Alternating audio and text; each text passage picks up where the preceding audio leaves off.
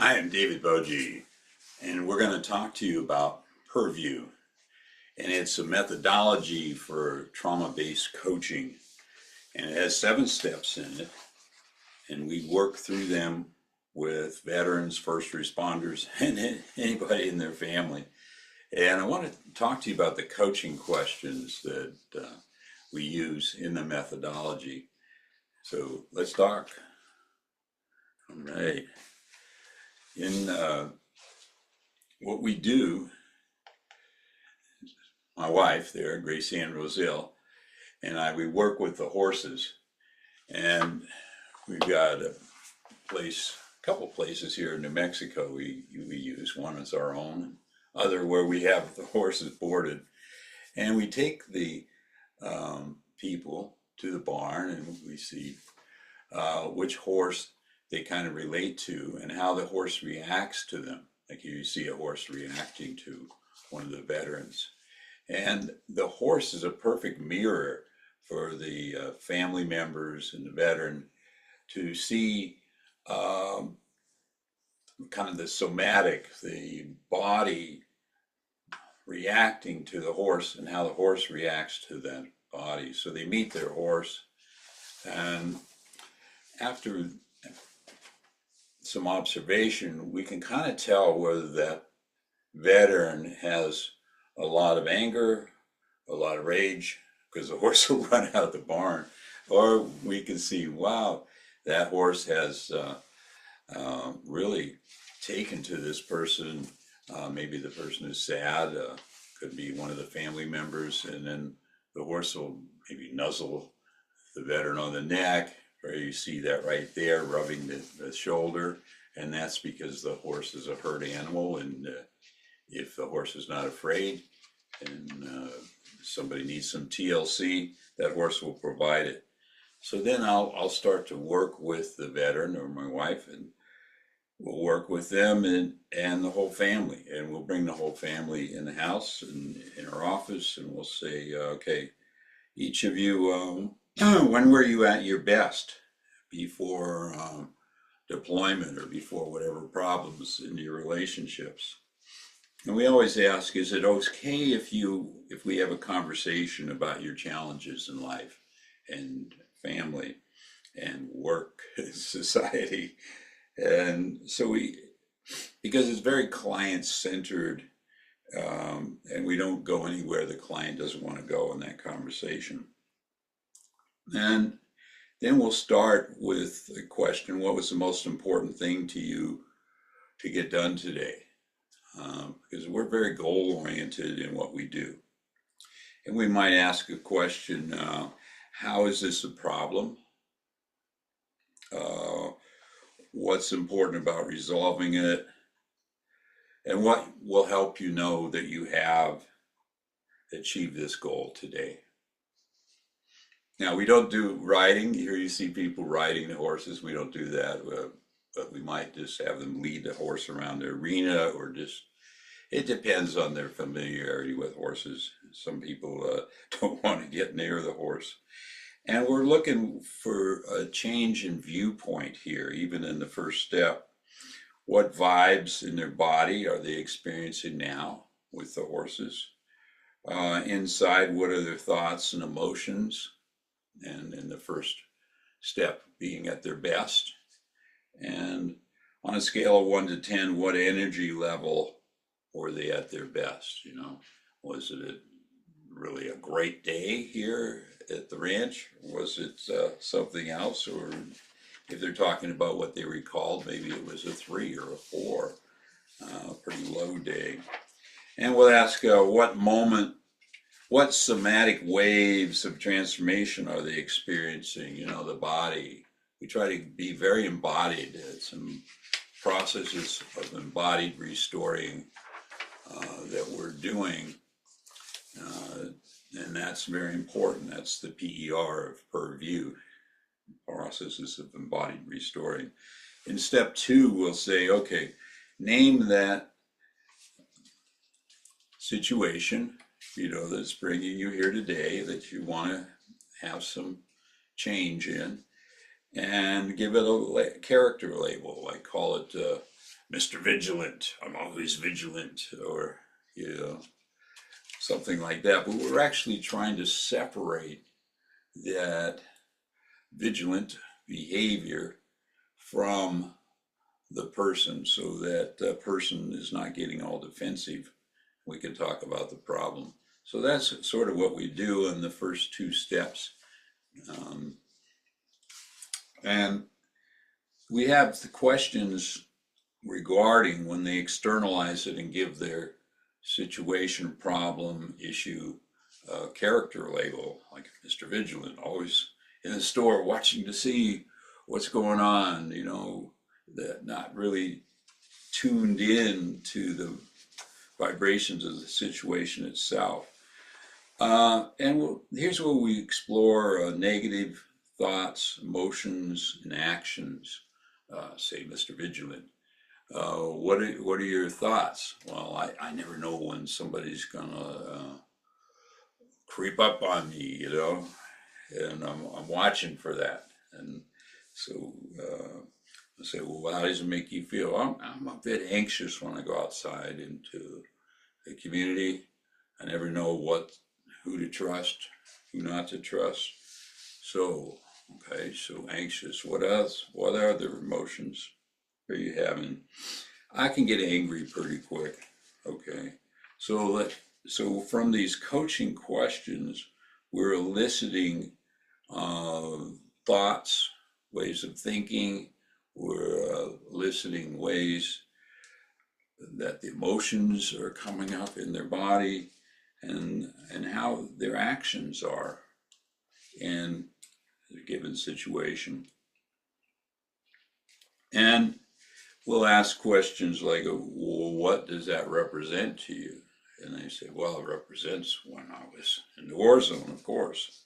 And I'll say, okay, and how might this have been a pattern throughout your life? Oh, well, since then, I've been very vigilant in watching really what's happening in all kinds of situations, you know. So I remember we went to equestrian training here, you see on the video, got certified to work with horses and to do the coaching, different certification. I went to Genius Unlocked. I really recommend them. They do an excellent job, and I'm using some of the coaching questions here. And each step, we're at step 2, externalize. We look at what are the vibes of the body, what's inside you, and all kinds of fun things, right? And we always do this embodiment check we call view, the vibes, what's going on inside, thoughts, emotions, and a scale of 1 to 10, what's their energy level. So that is the energy level in the session itself and the energy level in the problem they're working on. And we'll look at the somatic waves, the embodied waves. It's a quantum notion of their experience of this day in the session. And take that. Third, we do sympathize, appreciate something about their situation, because people repeat emotions and behaviors because it has some kind of positive outcome, and it might be very small, and we'll ask about that. And what does this do for you? And what does this behavior do for you? And they say, well, I'm aware. It increases my awareness out there. I'm noticing things. And what's the benefit of holding this belief that you need to be vigilant all the time? You know, and they say, well, you know, if somebody's trying to con me, I'll notice it. You know, I'm really keyed in to that. If there's a sudden movement, I'll jump a little bit. I'm aware of it. Then we'll go into the view part. What vibes in your body you're experiencing? Well, I'm kind of tense out there. What are your thoughts and emotions? You know, well, my thoughts, something could happen at any minute. I need to be prepared. And then to get to the the quickest exit. Where's the quickest exit? And where can I duck down? And what emotion is that? Well, to be honest, I think it's fear. On a scale of 1 to 10, what's your energy level regarding the benefit here of being vigilant?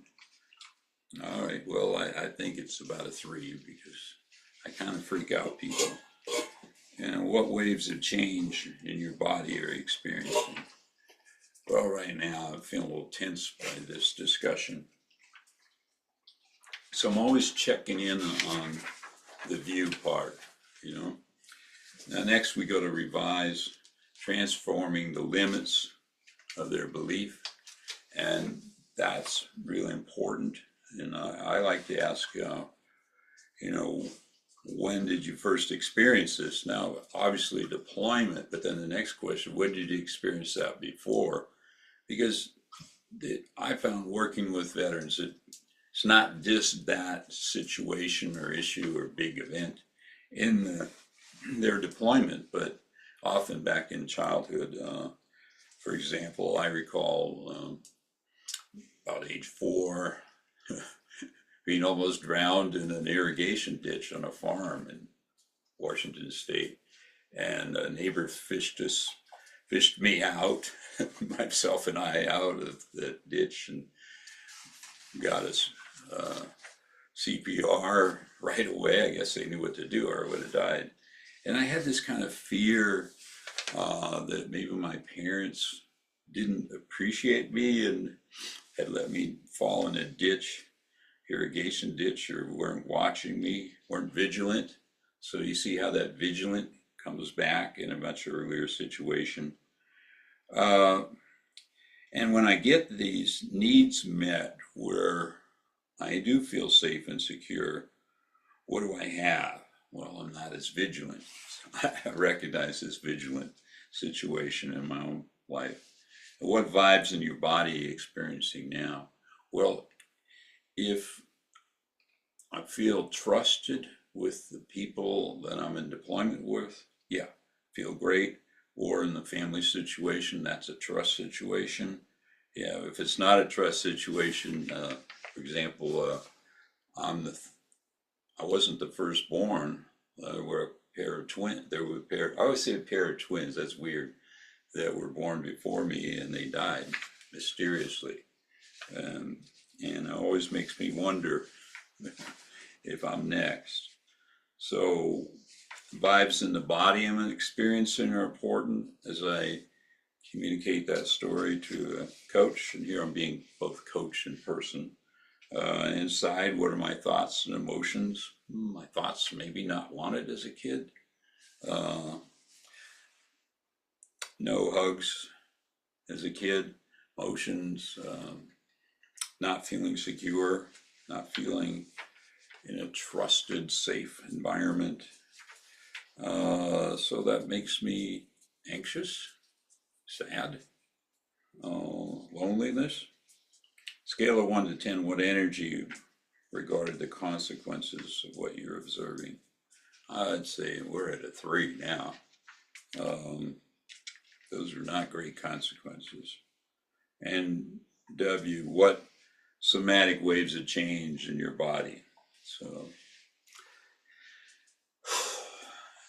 and I'll ask them, if they do a breath like that, what's that breath about? It's kind of relief that I'm not there now. And so next we go to strategizing. Recall several wow moments, little wow moments from your past where you snapped out of vigilance and were into some trusting behavior, as you've talked about. And we're always using the client's words, repeating them back, because we're letting the client lead where they want to go, and they're communicating this to us by the words. So tell us a little wow moment of exception. Well, I would create little forts as a kid, and we would be together and protecting. And it's the same thing in war. And what are you thinking? Thinking that the other kids are going to come and tear a fort down. Did that happen? Yes. And what are you feeling? I didn't like him taking my fork down. And didn't like what was going on overseas either. So, could you tell us another little wow moment? Yeah, I think I like building things. My wife and I remodeled a couple mobile homes. We got them parked by the lake up here in Caballo. And yeah, that's a wow moment when you can create something in your life. Uh, and what are the vibes in your body you're experiencing now? Well, I'm in a protected place and created it, and I know what's there. Kind of like working on a car, and you know what you've done if you're the mechanic yourself. Inside, what are your thoughts and emotions as you replay that little wow moment? Well, yeah, got pride, um, feeling joyful about it. On a scale of 1 to 10, what energy level are you having with that little wow moment? That's an 8. 8 out of 10 is a high score. And what somatic waves of change are you experiencing? Well, I'd like to get out of the vigilant thing and get into that place of security and safety. So now we're in much better shape to go to step 6 because we've got some little wow moments of exception to the vigilance story, and we can begin to restory it. And so we've gathered these little wow moments, and here we are.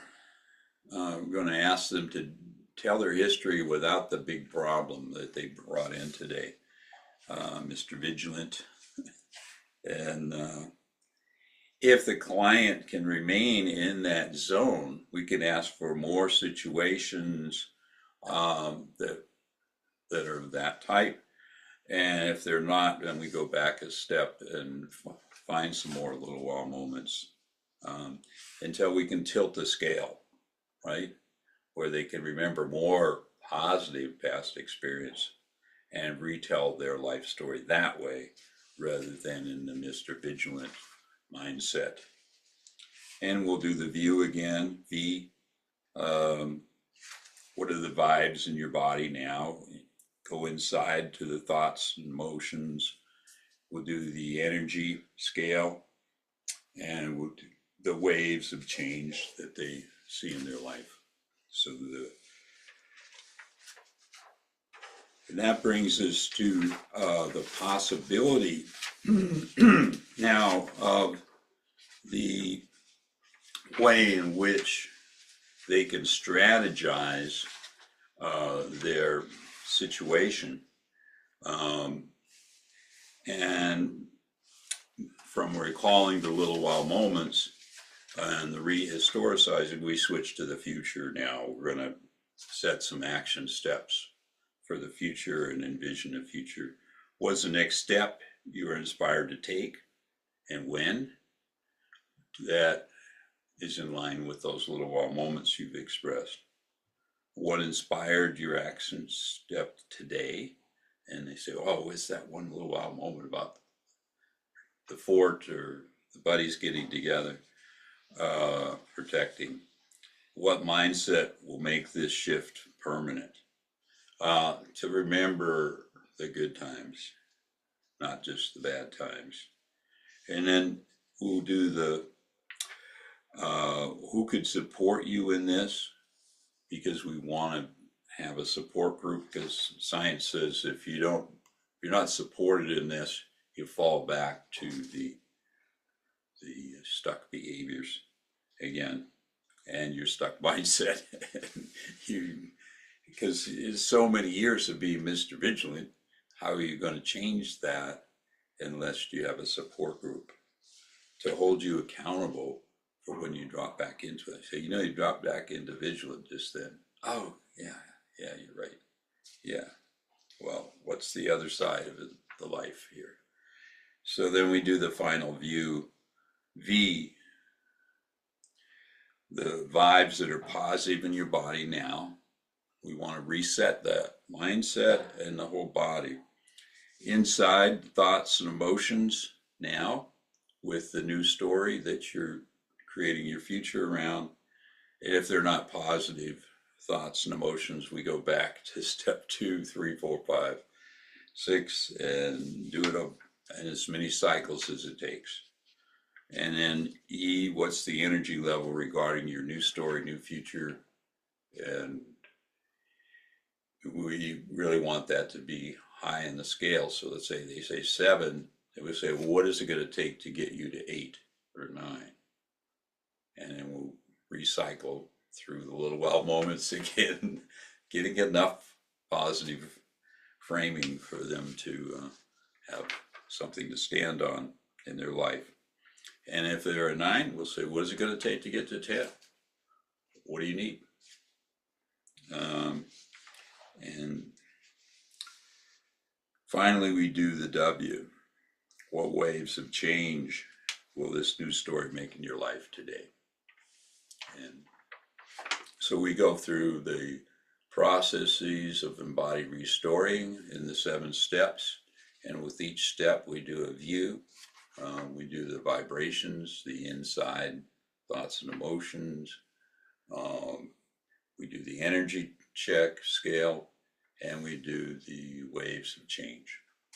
And that's about it. We're showing you some of the training we got working with horses. This is an example of just being comfortable being around horses. Grace Ann and I, Grace Ann's been around them her whole life. I've been around them since I met Grace Ann. And we really feel the horse is a mirror. And just watching a veteran relate to a horse. Don't have to ride them.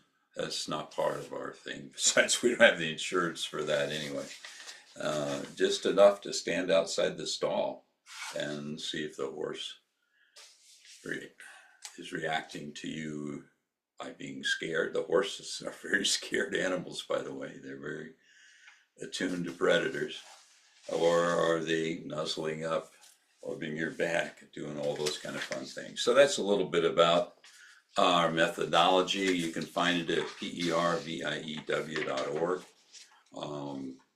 And you find the complete training manual with all the questions. A lot of them I learned from Genius Unlocked, and I'm appreciative of the coaching certificates that I'm earning there, and becoming a veteran who can help other veterans. And that's really cool. Oh, Rhythm and Spice, I'm not advertising because it's a really cool restaurant in Nashville, Tennessee, and I happen to buy that shirt and wear it today.